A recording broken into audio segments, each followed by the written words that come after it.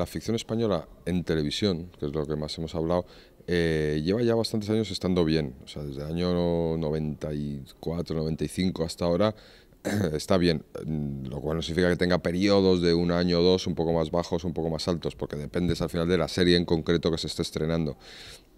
Pero hay una tendencia que se mantiene, que en algún momento estuvo amenazada por los realities, pero que fue breve, y aunque los realities se siguen haciendo y funcionan bien, pero realmente la ficción encabeza un poco los gustos de los públicos casi siempre, ¿no? Hombre, temas como partidos de fútbol especiales y así, pero de cosas que fidelicen la audiencia, pues las series españolas siguen estando en el número uno y la verdad es que está muy bien, estamos muy contentos. Es un tema difícil. Antes hablábamos de Compañeros, que es una serie que no empezó bien y que sin embargo con una segunda oportunidad se consiguió levantar y fue un gran éxito casi 5 años. Pero también hay que reconocer que muchas veces las series que empiezan mal es muy difícil levantarlas, ¿eh? Tú cuando ves una tendencia y ves, pues sobre todo porque a lo mejor ves 3 capítulos que van mal, pero hay hechos 9, entonces dices, ¿qué hacemos? ¿Tiramos 5 y lo rehacemos? Es un tema complicado. Entonces yo, efectivamente, tú ves una serie que empieza en un 17 y hace un 15 y un 12 y un 8 y dices, ¿se puede levantar esto? Pues hay veces que probablemente las cadenas también tienen su experiencia y sea muy difícil de levantar. Hay otros casos que yo creo que sí, que se ve que tienen, que hay que aguantar un poquito y ver qué sucede.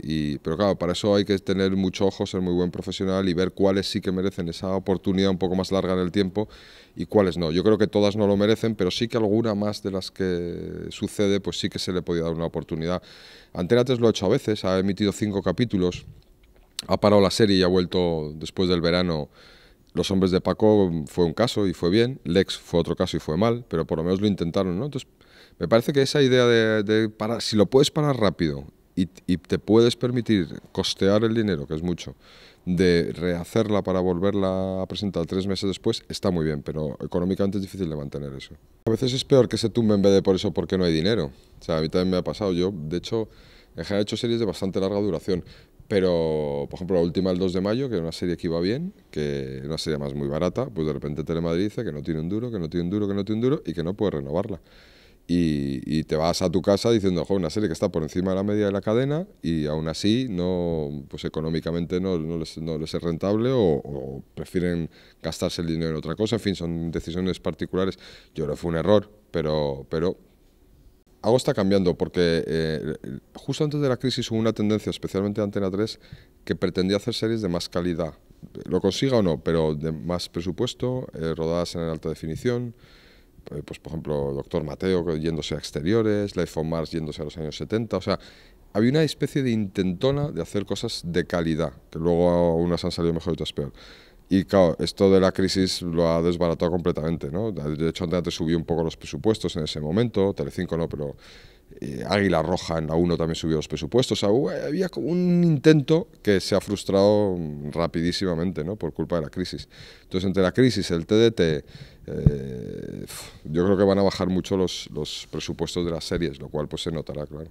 La mayor diferencia es que en una miniserie golpeas una única vez y te vas, ¿no? Entonces, en ese sentido la audiencia, aunque importa, pero tienes menos presión, porque es solo un día y que ya además has acabado de hacerlo hace tiempo y lo emiten cuando ellos quieren, entonces la tensión es un poquito menor, aunque evidentemente también es importante. Pero el rodaje y el día a día es similar, pues en una miniserie tienes un poquito más de tiempo en escribir el guión, un poquito más de tiempo para rodar. O sea, está bien en ese sentido, pero es similar. O sea, es decir, no hay una diferencia fundamental. Varias más el de decorados. O sea, es como una serie de un poco de lujo, digamos. Fue por una suma de casualidades. Yo me acuerdo cuando acabé la facultad, el día que acababa la facultad, vi un cartel que ponía "Se buscan guionistas jóvenes". Y llamé y me pidieron una prueba, y hice la prueba y me llamaron. Y fue para Colegio Mayor. Una serie que hizo Telemadrid y que luego se pasó en otras autonómicas. Y, y en ese momento, en Telemadrid, estaba Contreras, Valdivia, había una serie de gente que son los que luego, junto a Daniel Ez y Jaime Aragón, fundaron Globo. Entonces yo empecé a colaborar con ellos desde Colegio Mayor y cuando empezó Médico de Familia, yo me acuerdo que el capítulo 1 de Médico de Familia tuvo como 6 o 7 versiones, no lo escribimos nosotros y a nadie le convencía. Y entonces de repente dijeron, haced lo que queráis. Mira, hay estas 5 versiones, no estamos convencidos, haced lo que queráis. Y hicimos una versión que muy distinta a lo que había y gustó. no sabes por qué, pues de repente se gustó. Y a raíz de ahí, pues escribimos prácticamente toda la primera temporada nosotros, ¿no? Y bueno, pues a partir de ahí todo muy bien.